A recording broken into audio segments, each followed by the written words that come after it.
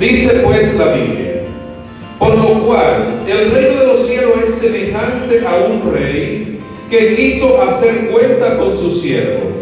Y comenzando a hacer cuenta, le fue presentado uno que le debía 10,000 talentos. A este, como no pudo pagar, ordenó su señor venderle y a su mujer e hijos y todo lo que tenía, para que se le pagase la deuda. Entonces aquel siervo, postrado, le suplicaba diciendo: Señor, ten paciencia conmigo y yo lo pagaré todo. El señor de aquel siervo, movido a misericordia, le soltó y le perdonó la deuda. Pero saliendo aquel siervo, halló a uno de sus consiervos que le debía 100 denarios, y haciendo de él le ahogaba diciendo: págame lo que me debes. Entonces su consiervo, postrándose a sus pies, le rogaba diciendo: ten paciencia conmigo y yo te pagaré todo. Mas él no quiso, sino fue y le echó en la cárcel hasta que pagase la deuda. Viendo sus consiervos lo que pasaba, se entristecieron mucho y fueron y refirieron a su señor todo lo que había pasado. Entonces, llamándole su señor, le dijo: siervo malo, toda aquella deuda te la perdoné porque me rogaste. ¿No debías tú también tener misericordia de tu consiervo, como yo tuve misericordia de ti? Entonces su señor, enojado, le entregó a sus verdugos hasta que pagase todo lo que debía. Así también mi Padre Celestial hará con vosotros si no perdonáis de todo corazón cada uno a su hermano sus ofensas. Gloria al Señor. Yo he visto porciones de la palabra de Dios que necesiten explicación, porque hay que indagar a veces la costumbre de los tiempos bíblicos y hasta buscar herramientas que nos ayuden a poder interpretar el pasaje que leemos. Pero este pasaje bíblico, sencillo pero bastante claro, dice todo lo que realmente necesitamos escuchar para poder entender a cabalidad lo que Dios dice en su santa palabra. Amén, mis hermanos. Está bastante claro, tan claro que hay que tener mucho cuidado en lo que podemos abundar para explicar el pasaje, porque se entiende perfectamente. Más bien, ¿qué es lo que nos falta a cada uno de nosotros? ¿Entender el pasaje o aplicar el pasaje a nuestra vida? Cada uno de nosotros es posible que arrastremos una historia, un testimonio, algo que contar desde cuando todavía no éramos cristianos. Personas que posiblemente hicieron algo a nuestras vidas que dañaron o que marcaron nuestro ser, nuestra alma, nuestro corazón. Cosas que da inclusive pena contar, tristeza contar y penurias inclusive el recordar, pero están ahí. Y usted dice: pero ¿y por qué si yo soy cristiano? ¿Por qué si yo soy un siervo de Dios? ¿Por qué todavía sigo arrastrando ese dolor? ¿Y por qué sigo todavía recordando esas cosas malas que a mí me hicieron? Parece ser como que no he perdonado o que no he sido liberado de eso que me hicieron en aquel entonces. Pero otros no están arrastrando esas penurias de situaciones y cosas que le pudieron haber sucedido hace muchos años atrás, cuando todavía no era creyente, sino que hay muchos cristianos que están arrastrando cosas que son del presente, aún de su vida cristiana. Resentimiento del miembro para con el pastor, porque muchas veces existe el reconocimiento de lo que yo soy, de los dones, las cualidades y los talentos que tengo. Y me indigna en gran manera ver cómo prefieren darle la oportunidad al que no tiene la capacidad, darle la oportunidad al que no sabe hacerlo, darle la oportunidad al que no se sabe desenvolver, cuando yo reconozco que lo puedo hacer mejor, que lo puedo hacer con más libertad, que lo puedo hacer con más presentación y que lo puedo hacer porque esa es mi línea. Sin embargo, no me toman en cuenta, no hacen las cosas que deberían hacer para tomar en cuenta mi condición, que tengo talento para hacer las cosas. Ese podría ser el razonar de un miembro para con su pastor, y es posible que usted hasta se haya cambiado de iglesia buscando el que los demás puedan tomar en cuenta su talento, su don y su capacidad. Pero a la iglesia donde usted va, o a la iglesia donde usted llega con el mal aval de ese resentimiento que lo hizo cambiar de lugar para estar en un lugar donde espera que le sean tomado en cuenta. Y si por si acaso le toman en cuenta, usted se siente bien en el sitio donde llegó, pero sigue resentido del lugar de donde salió, tanto así que evita inclusive tener que volver por ese lugar, como si usted tuviese enemigos en ese sitio donde por allá no tiene ni tan siquiera que mirar, donde tan siquiera por allá no tiene ni dónde pisar, y donde por allá usted entiende que no le agradece nada a nadie. Por si usted no se da cuenta, usted no ha perdonado esa situación. Y está mal orientado y mal informado de cómo funcionan las cosas en los caminos del Señor. Cuando Samuel fue a elegir a una persona como rey, había uno que llenaba el requisito. Tenía altura, tenía estatura y tenía hermosura, que era lo que más buscaban las personas en aquel entonces para que alguien reinase sobre ellos. E inclusive el siervo del Señor fue a ungir a este hombre directamente, creyendo que ese era el individuo que Dios tenía señalado. Y Dios tuvo que decirle: no mire su parecer ni lo grande de su estatura, porque yo lo desecho. Porque el hombre mira lo que está delante de sus ojos, pero Jehová mira el corazón.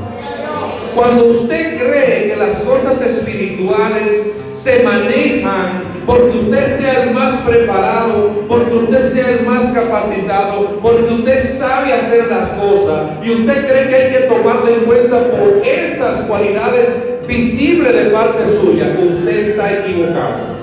Usted está errado. Usted ha malinterpretado la palabra de Dios y las escrituras, mis amados hermanos. ¿Cuánto alaban al Señor? Es que las cosas de Dios no funcionan así. En la Biblia funciona que el que se humilla será enaltecido, y que el que se ensalza entonces será humillado. Usted se exalta, será humillado. Usted se humilla, será enaltecido.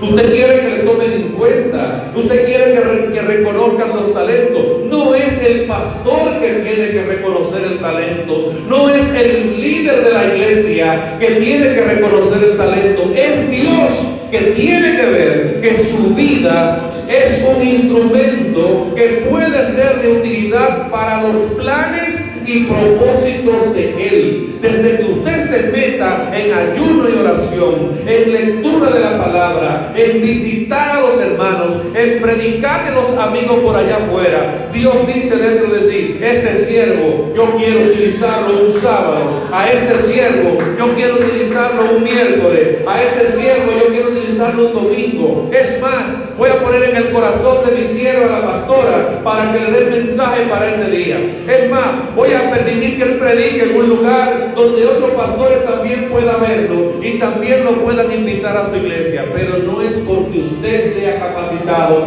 no es porque usted sea el mejor preparado, sino que Dios quiso utilizarle para honra y gloria de su nombre. En este pasaje que vemos, claramente habla acerca de la problemática de no saber perdonar. Se te perdona una deuda tan grande que tú no tenías forma de cómo pagarla. Y entonces, movido a misericordia, este hombre le perdona esa deuda. Pero más adelante vimos que este individuo tenía una situación similar con un consiervo que le debía muy poca cantidad de dinero. Sin embargo, en lugar de usar la misericordia que con él utilizaron, él mejor lo puso en la cárcel hasta que también le pudiesen pagar todos los recursos. Me llama la atención la actitud de los demás consiervos, que es algo que casi todo el mundo pasa por alto. Fíjense que los demás consiervos no se constituyeron meramente en chismosos e informadores. La Biblia dice que los demás consiervos, cuando vieron que este que le perdonaron mucho no quiso perdonar, dice la Biblia que se entristecieron. ¿Cuál es la actitud correcta del cristiano cuando ve que otro creyente no hace las cosas como debería hacer? Cuando el otro creyente peca, cuando el otro creyente cae, ¿cuál es la actitud correcta? Dice la Biblia que se entristecieron. Muchos de nosotros no nos entristecemos cuando alguien cae. Muchos de nosotros cuando alguien flaquea no nos sentimos apenados. Por el contrario, lanzamos sentencia diciendo: yo sabía que ese no era nada. Yo sabía que ese tarde o temprano iba a fracasar. Tanto que yo le aconsejé, tanto que yo se lo dije, nunca se llevó de consejo. Alabado sea el Señor. Pero los demás consiervos en esta porción de la Biblia dice que fueron como se entristecieron cada uno de ellos por la actitud de este individuo. Y luego vino la sentencia: siervo malo. ¿Cómo es la persona que no perdona? Buen siervo, siervo malo. Wow. Y si yo le digo a usted que usted es un siervo malo, no se sienta mal, porque podría yo estar equivocado en mi manera de juzgar. Pero cuando Dios mismo le dice a usted siervo malo o mal siervo, no hay a quien apelar. Amén. Y todo por el simple hecho de no querer perdonar. Por eso Jesús enseña en cuanto a cómo debemos perdonar. Nos lo enseña primero en el Padre Nuestro, que es la oración modelo. Le dice: oigan bien, cuando ustedes oren así. Y van llegando a las conclusiones que dice: perdona nuestras ofensas como nosotros también perdonamos a los que nos ofenden. En matemática hay un asunto llamado lógica, y la lógica tiene una verdad que le llaman bicondicional. Amén. Bicondicional. Y aquí el Padre Celestial está utilizando la bicondicional. Cuando usted ore, recuerde que va a haber la bicondicional de que tú vas a perdonar nuestras ofensas de la misma manera en que yo perdono a todo el que a mí me ofende. Así que si usted tiene ofensas del pasado de antes de ser cristiano, perdone, o de lo contrario, no va a ser perdonado por el Padre Celestial. Tiene ofensas de ahora, también perdone. porque si no perdona tampoco va a ser perdonado por el Padre Celestial. Y es que podemos vivir la vida cristiana cada uno de nosotros todo el tiempo viviendo como si nada pasa y hasta sintiendo la presencia de Dios. Pero si no perdonamos a los que nos ofenden, lamentablemente es una causa perdida, porque no vamos a poder entrar al reino de los cielos con ninguna persona atravesada. ¿Cuánto alaban al Señor?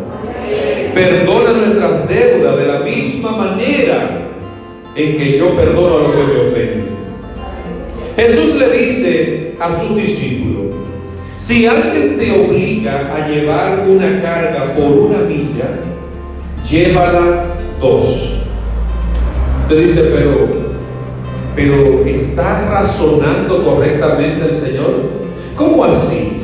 Que si alguien me obliga a que le lleve una carga 1 kilómetro, yo tengo ahora que en lugar de 1 kilómetro llevarla 2. Hay algo que usted quizás no se ha detenido a pensar. Y es que cuando alguien me está obligando a hacer algo, el dolor y el resentimiento queda por lo que me está obligando él. Y llevé la carga 1 kilómetro porque él me obligó, y eso me duele, porque no era a mí que me tocaba. Yo no soy empleado de él ni soy esclavo de él, pero él me obligó a tener que llevar esa carga. Entonces Jesús le dice: ahora, en lugar de tú llevarla una, ahora llévala otra más. Dice, ¿usted sabe el efecto que produce cuando usted da la milla extra? Experiméntelo para que usted vea. Ya usted no siente el dolor por la carga que le obligaron. Usted siente ahora la satisfacción de haberle devuelto bien por mal. Y el que se queda en la expectativa, el que se queda sorprendido, es el que le obligó a llevar la carga y no usted. Usted se siente libre, usted se siente sano, usted se siente emocionalmente como si nada ha pasado. ¿Por qué? Porque usted fue el que hizo de su propia voluntad. Dijo, yo voy a llevar la carga 1 milla más, y esa corre por mi cuenta. Amén.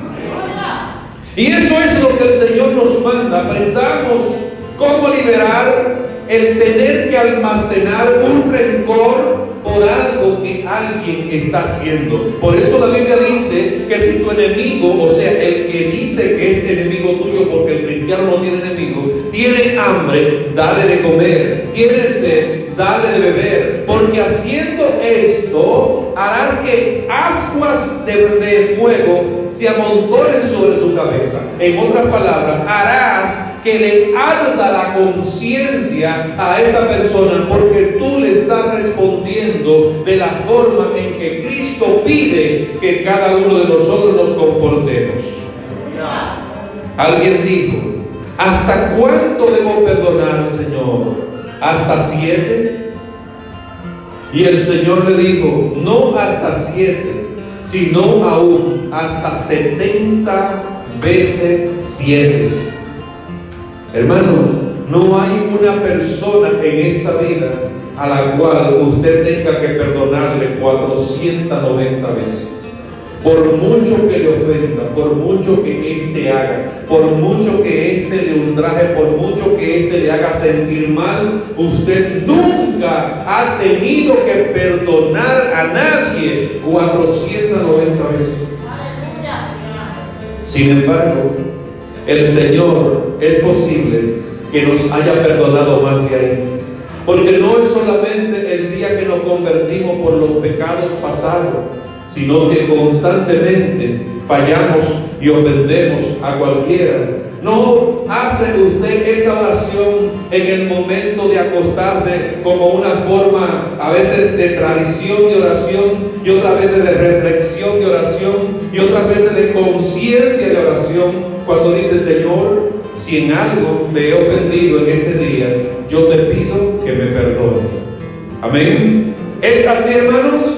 Oramos y le pedimos a Dios que nos perdone. Dice aquí la Biblia, ¿cómo debe entonces perdonar al hermano? De repente llego a la iglesia y me acuerdo que tengo algo con mi hermano o que el hermano tiene algo contra mí. La Biblia dice, no se ponga el sol sobre vuestro enojo. Y es un principio que la mayoría de nosotros no respetamos. Violamos ese principio y lo que tenemos que pagar es consecuencia fuerte. Porque el enojo en el momento es fácil de poder lidiar, es fácil de poder repararlo, es fácil de poder arreglarlo. Pero si usted deja que ese enojo se quede ahí, ese enojo va a parir enojitos. Y esos enojitos, cuando vayan creciendo, van a ser enojos grandes. Y luego también va a sentir usted que ya usted no cabe en el mismo lugar donde la persona que se siente mal con usted o usted con él. Si viene por una sed, usted quisiera irse por otra. Usted quisiera que la tierra se lo tragase, por no tener que darle el frente a esa persona y decirle fingidamente, Dios te bendiga o cómo tú estás. ¿Por qué? Porque no se cumple el principio de que el enojo no debe permitirse que el sol se ponga, o sea, que el día pase y que llegue la noche y que usted se mantenga enojado. Por eso, si de repente llegaste al altar y te das cuenta, la iglesia, que tienes algo contra tu hermano o tu hermano tiene algo contra ti, dice la Biblia que deje tu ofrenda. ¿Sabe qué significa eso? Que usted va a volver. Amén. Para depositarla en el momento en que llegue el tiempo de las ofrendas. Y entonces deja tu ofrenda ahí y vete a reconciliarte con tu hermano.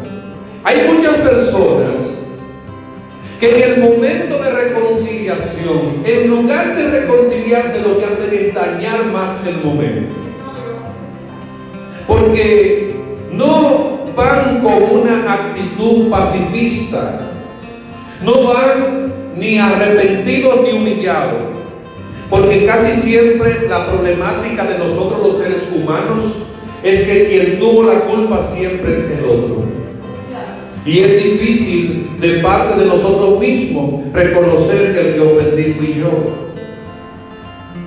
Entonces, como no sabemos muchas veces quién fue el que ofendió de los dos, el más maduro, el que tiene más amor de Cristo, va a ir de una forma pacífica y, como dice la Biblia, las blandas respuestas quitan la ira, mas las palabras ásperas hacen subir el furor. ¿Qué quiere decir? Que nosotros tenemos que ir de una manera muy calmada, tenemos que ir de una forma muy tranquila y hasta inclusive dejar que la otra persona se exprese por completo para que pueda decir qué fue lo que yo hice, qué fue lo que yo causé y por qué él se siente mal para conmigo.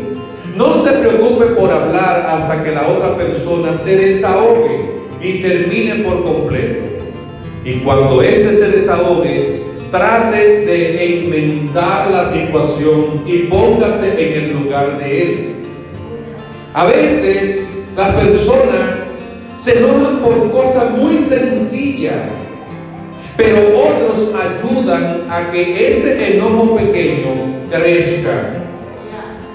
Pasó por la calle y no saludó a la hermana. Y esa hermana dice, pero este hombre sí que ha prosperado. Ahora porque tiene un vehículo, mira, me pasa por el lado y ni tan siquiera me saluda. Entonces, ¿recuerdan lo de los amigos aquellos que se entristecieron con el siervo cuando cometió el error, verdad que sí? Pues miren cómo actúan muchos hermanos. Sí, no es a ti la única. Pues por mi casa él pasa y ni tan siquiera me saluda. Y cuando viene a ver, ya hay una coalición de hermanos que están ya en contra porque uno le alimentó por aquí. Pero ojalá tú quisieras ver, el otro día le regalaron 5 aguacates, óyeme, y el muy barbarazo se llevó los 5 y se lo comió solo.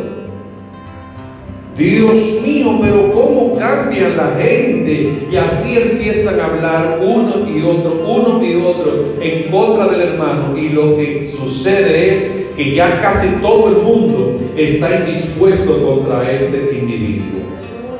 Por eso, ese enojo suyo que no pase de esta noche. Amén.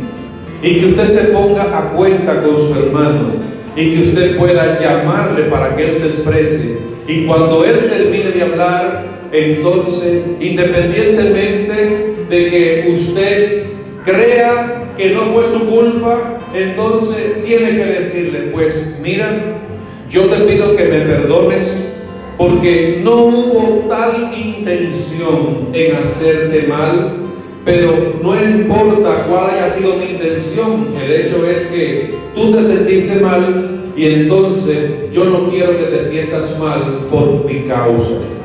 Así que perdóname, y tus consejos, tus palabras en cualquier momento son bien recibidas. La Biblia dice, es mejor la reprensión manifiesta que el amor oculto. Si tú me amas de verdad, repréndeme cuando yo estoy haciendo las cosas mal. Llámame, habla conmigo y dime, mira, no me gustó eso que me hiciste, pero solo, ¿verdad? Dímelo a mí mismo, a mí solo, a mí mismo. Y es posible que eso no pase de ahí y más nunca vuelva a suceder. Porque dice Santiago que es varón perfecto el que no ofende en palabra. O sea, que prácticamente todos los que estamos aquí, los que escuchen este mensaje, en algún momento y constantemente ofendemos con palabra a las demás personas. Por eso no somos perfectos, alabado sea el Señor. Perfecto, única y exclusivamente, ¿sabe quién? Dios. Por eso Santiago dice, confesaos vuestras ofensas los unos a los otros. Eso lo han tergiversado algunas religiones, creyendo como que es que cuando usted comete algo, usted tiene que ir a confesarse delante de nadie. No. Es las ofensas unos a otros. Si yo le ofendí a la sierva, yo le confieso a la sierva y la sierva me confiesa a mí que yo no quería ofenderle. Y ella me dice, sí, pues tú me ofendiste. Pues perdóneme entonces, hermana, porque yo quiero irme para el cielo. Yo quiero irme con el Señor. Porque el Señor me dice que Él ha de perdonar mis pecados, ha de perdonar mis faltas solamente de la manera en que yo perdone a mis adversarios, a la persona que me ofende. Padre eterno, en este momento, Señor, te pedimos que si alguno aquí en esta noche tiene alguna deuda pendiente para perdonar, ya sea su padre, su madre, su esposo, su esposa, algún familiar, algún vecino, que esto no pase de hoy, Señor. Que esto sea hasta esta noche, y que tú le des la valentía, y que tú le des las fuerzas, y que tú le des, Señor Jesús, todo lo que necesita, el impulso que necesita para ir a pedirle perdón a esa persona que ha ofendido. Alabado sea el Señor.